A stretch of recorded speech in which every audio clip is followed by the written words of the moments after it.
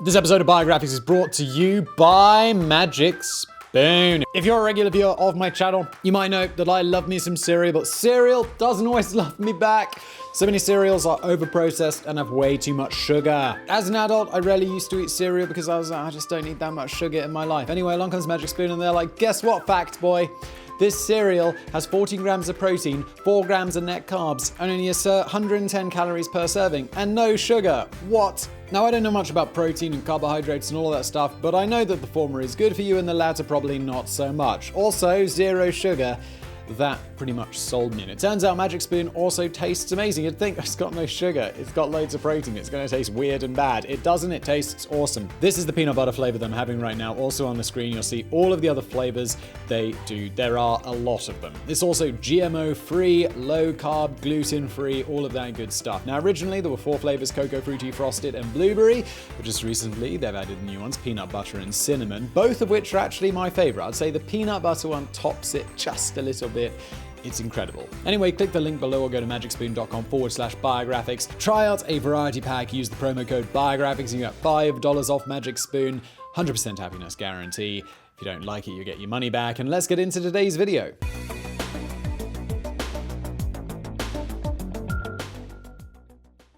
Picture the scene. You've just been betrayed by one of your closest friends, somebody you almost considered family. You expected it from other people, but not from them. As the realization makes its way to your stunned mind, these 3 words almost automatically come out of your mouth.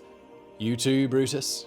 The phrase has become one of the most famous quotes in English literature, purported to be the last words of Julius Caesar when he recognized his friend Brutus as one of his assassins. It is now uttered whenever someone wants to express shock or dismay at somebody else's betrayal. The line itself actually comes from a Shakespeare play, Julius Caesar, where it is said in its Latin form of et tu, Brute. It is not mentioned in any ancient chronicle. Most Roman historians make no reference to Caesar's last words, with the exception being Suetonius, who reports 2 phrases uttered by the dictator during his assassination. According to him, Caesar initially cried out, "Why, this is violence," when somebody first grabbed his toga, and then when Brutus went to stab him, he asked incredulously, "You too, my child?" So this was probably Shakespeare's inspiration, though Suetonius does specify that Caesar said it in Greek, not Latin, since that was the language preferred by the upper classes, so it would have been kai su teknon instead of et tu, Brute. And while we're being terribly persnickety about the whole thing, we might as well mention that even in the play, this line is not Caesar's last words. Afterwards he says, "Then falls Caesar," and dies. So as you can see, there might be a few problems if we try to take this phrase as historical fact, but we cannot deny its long-lasting impact. This line alone turns Brutus into one of history's most notorious traitors. People who have no idea who he was or what he did still know his name and associate him with betrayal, thanks to 3 little words that were powerful enough to echo throughout history. But now that we mention it, who was Brutus? What did he do? Those are the questions we will answer today as we take a look at the man who betrayed Julius Caesar and doomed the Roman Republic.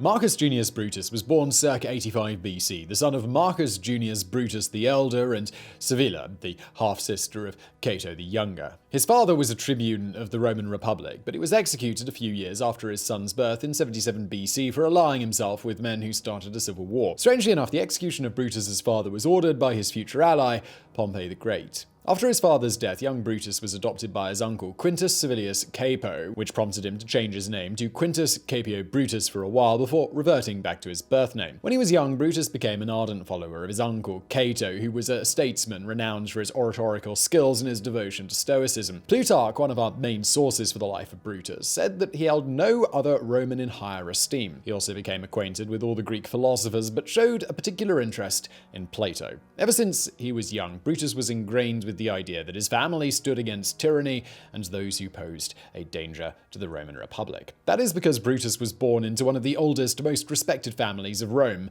Junia. The Junii traced their roots back to Lucius Junius Brutus, a semi-legendary figure who helped to overthrow Tarquin the Proud, the last king of Rome, and then went on to become one of the first consuls of the Roman Republic. On his mother's side, Brutus was descended from Servilius Ahala, a politician considered a hero for assassinating Spurius Maelius, a rich plebeian who was allegedly planning a coup to bring down the Republic and make himself king. As you can see, the Junia family was hailed as a defender and true believer of republican ideals, ideals, so it's not really surprising that these same ideals stuck to Brutus and caused him to later take action against Julius Caesar. Brutus's career started around 58 BC, when he served as an assistant to his uncle. He had been named the new governor of Cyprus. He did this for a few years before becoming quaestor for the province of Cilicia in 53 BC. After a few more years of this, he returned to Rome a rich man and married his first wife, Claudia, about whom we know very little. He would later divorce her and marry his cousin, Porcia, who was the daughter of Cato the Younger. By the time Brutus had returned to Rome, the Republic was in turmoil. Up until that point, one of its most influential groups was an informal alliance known as the First Triumvirate between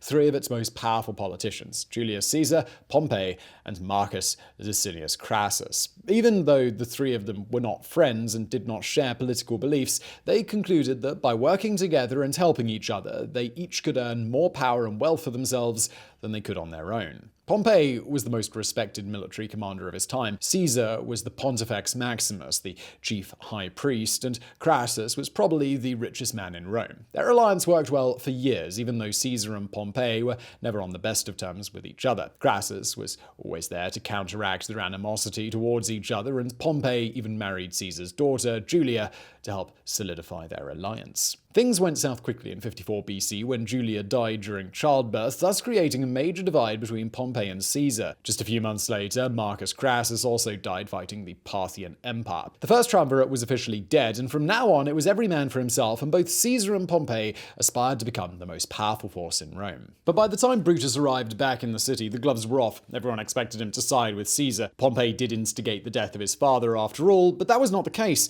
Plutarch credited Brutus with putting the public good above his own and siding with Pompey on the grounds that Caesar was the greater threat to the Republic.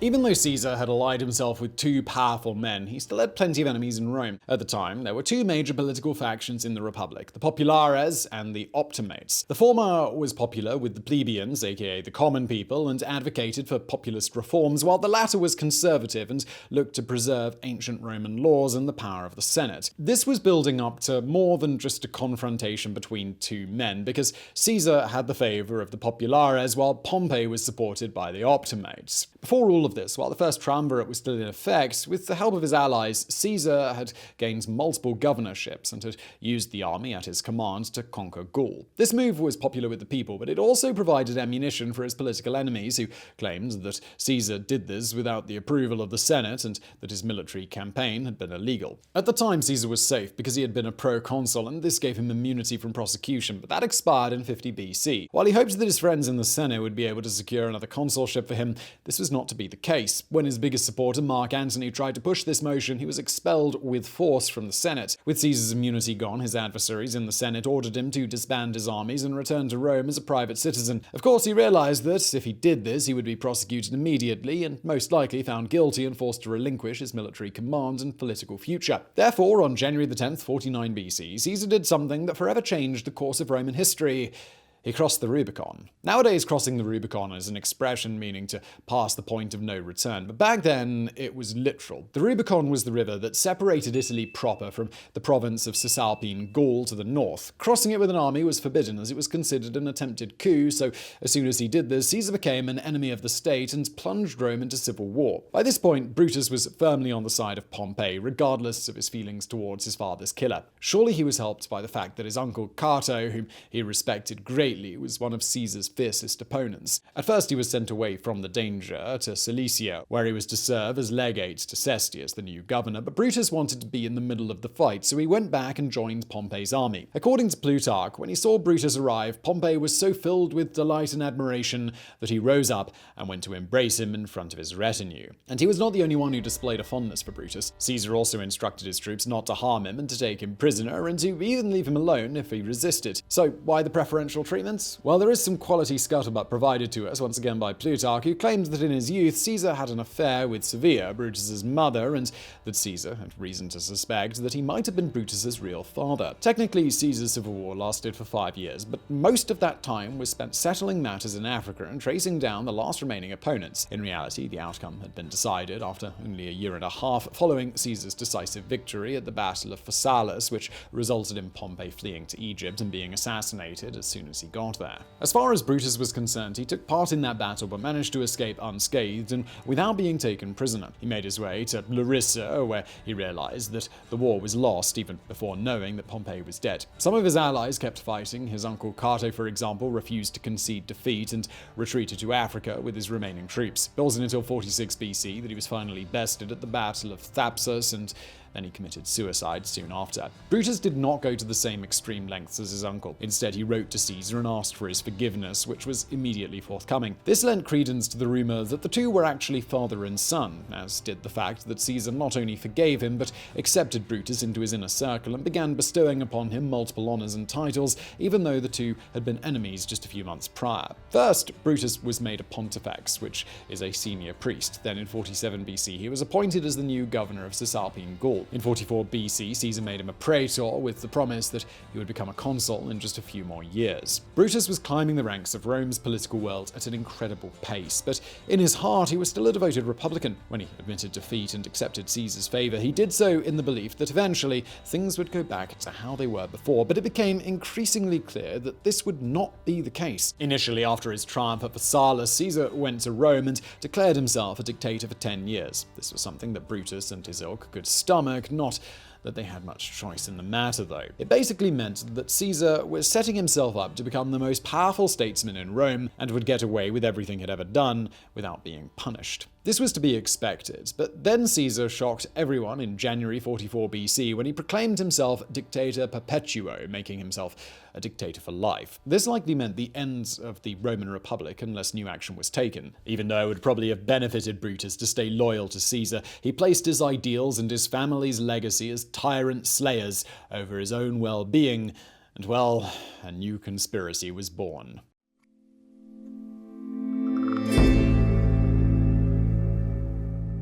Brutus became one of the leading figures in a plot to assassinate Caesar and restore the Republic to its former glory. Other notable members included a distant cousin of his, Decimus Brutus, who actually sided with Caesar during the Civil War, and Gaius Cassius, a senator who fought against Caesar, but just like Brutus was forgiven and provided with a prominent position back in Rome. It has been said that Cassius was the main instigator of the conspiracy, but ultimately Brutus became the figurehead of the group due to his influence, his position, and his family's renown. Together, they turned dozens of senators against Caesar, as a lot of them felt that it was only a matter of time before the dictator tried to appoint himself the new king of Rome. They obviously did not need this many men to kill Caesar, but rather in order to show the people that the killing was justified. They understood that Caesar was popular with the plebeians, and his death might not be seen as a good thing by the Romans. The Liberators, as they called themselves, were hoping that if enough of Rome's leading men were recruited to their side, the people would see them as the Senate rising up to slay a tyrant and saving the Republic. The Liberators knew that they were walking on thin ice, and they disagreed over how far they should go. The most extremist among them wanted things to go back to how they once were. For this, they intended to kill Caesar and all of his political supporters, and to dismiss all the new policies and reforms introduced by the dictator. Some of Caesar's former allies thought this was too extreme. They wanted to keep the reforms and to only slay Caesar himself and Mark Antony, who was his strongest supporter. Brutus was even more lenient than this, and he was steadfast that only Caesar himself should die if they were to portray themselves as deliverers of justice. Anything more than that would have looked like a purge of the people who disagreed with them, which likely would have resulted in a riot or even a new civil war. Afterwards, they also bickered over the location of the attack. A dark alley at night would have been a safer spot, but it made them look like common murderers. It was decided that the deed should be done inside the Senate house itself for two reasons. One, the symbolism, and two, because only senators were allowed inside, so Caesar would not have his usual retinue with him. The assassination took place on the Ides of March, a notable day in the Roman calendar that fell on March the 15th. Caesar was getting ready to leave Rome to embark upon a military campaign against the Parthian Empire. According to Suetonius, the dictator had been warned of danger by a seer named Spurina. "Beware the Ides of March,"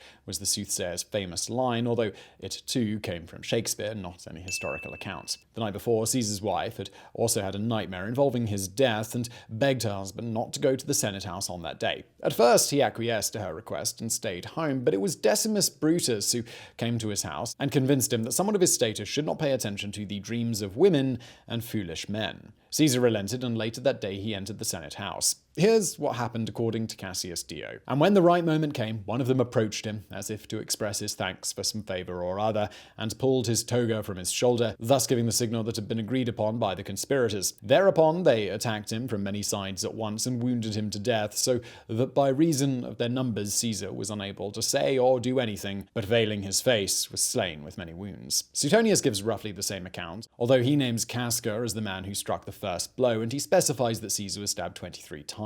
As Brutus approached to deliver his blow, Julius Caesar looked up at him and said, "You too, my child." A famous phrase was also credited to Brutus, who allegedly screamed out "Sic semper tyrannis," thus always to tyrants, although there is no historical account of this happening. Closest we get is Plutarch, who claims that Brutus went to the middle of the room once Caesar was dead and tried to speak, but nobody heard him, as all the senators were screaming and running away. The phrase became famous once again 1900 years later, when John Wilkes Booth shouted it as he shot Abraham Lincoln.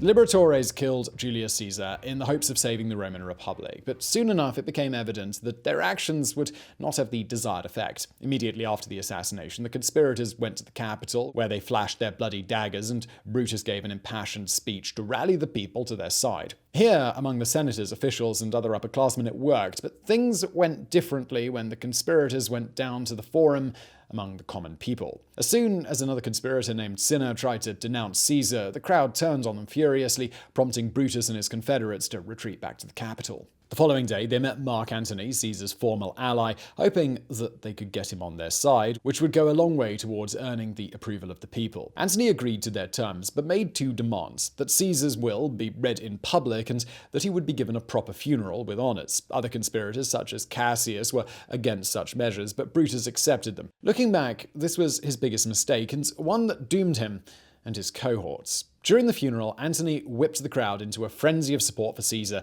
He showed them his bloody robes, pointing out all the holes where he was pierced with daggers. He read the will, which awarded 75 drachmas to every Roman and left Caesar's private gardens to the people. He left no more room for doubt. The people of Rome loved Caesar, and they wanted to punish his murderers. Brutus and Cassius fled the city and traveled to the eastern provinces, where they controlled the armies. Meanwhile, back in Rome, Mark Antony had allied himself with Octavian, Caesar's heir, and Marcus Lepidus, Caesar's former master of the horse, to form the Second Triumvirate with the goal of avenging his assassination. This became known as the Liberators Civil War. Brutus and Cassius set up their headquarters in Macedonia. His cousin Decimus Brutus tried to make his way out to them, but he was killed en route by a Gallic chieftain loyal to Antony. Once the battle lines had been drawn, the two sides met in combat twice, both near the Greek city of Philippi. The first encounter took place on October 3rd, 42 BC, and ended without a conclusive winner. Brutus and his forces fought Octavian. He managed to push back his enemy and capture his camp. Meanwhile, Mark Antony fought Cassius and did the same thing. Eventually, Antony retreated to help Octavian, but not before Cassius thought that the battle was lost and committed suicide.